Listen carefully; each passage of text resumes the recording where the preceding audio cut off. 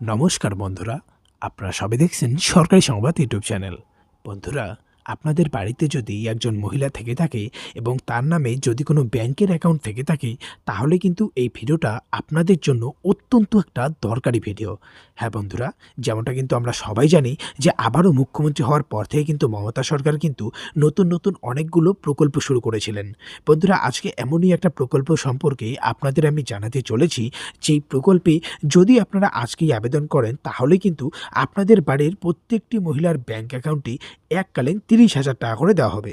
এরই সাথে বন্ধুরা, আবেদনকারী সন্তানের পড়াশোনার জন্য কিন্তু সন্তানদেরও ব্যাংক অ্যাকাউন্টে একটা আর্থিক সাহায্য পাঠানো হবে। এছাড়াও আরও আলাদা আলাদা ১৩টি সুবিধা রয়েছে, যেগুলো সরাসরি আপনাদের বাড়ির মহিলাদের ব্যাংক অ্যাকাউন্টে দিয়ে দেওয়া হবে।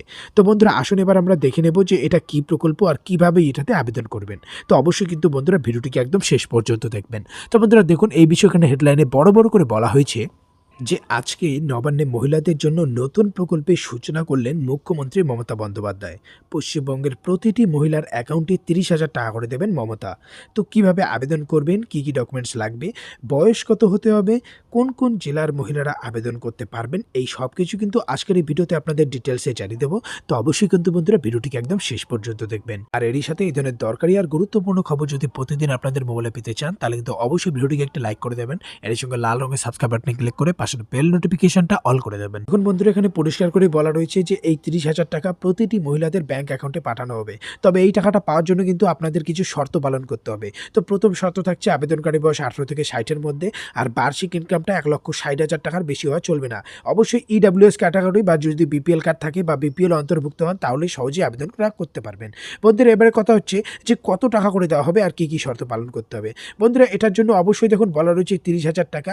আর অবশ্যই কিন্তু এসসি, এসটি, ওবিসি, জেনারেল যে কোনো ক্যাটাগরির মানুষ আবেদন করতে পারে। আর ৩০,০০০ টাকা পেতে হলে কিন্তু অবশ্যই পশ্চিমবঙ্গের স্থায়ী বাসিন্দা হতে হবে। এবারে কথা হচ্ছে কীভাবে আপনারা আবেদন করবেন। বন্ধুরা, এটার যে আপনারা ওয়েবসাইট মানে ফর্মটা আছে, সেটা কিন্তু আপনারা ব্লক, পৌরসভা, গ্রাম পঞ্চায়েতের কাছ থেকে এই ফর্মটা পেয়ে যাবেন।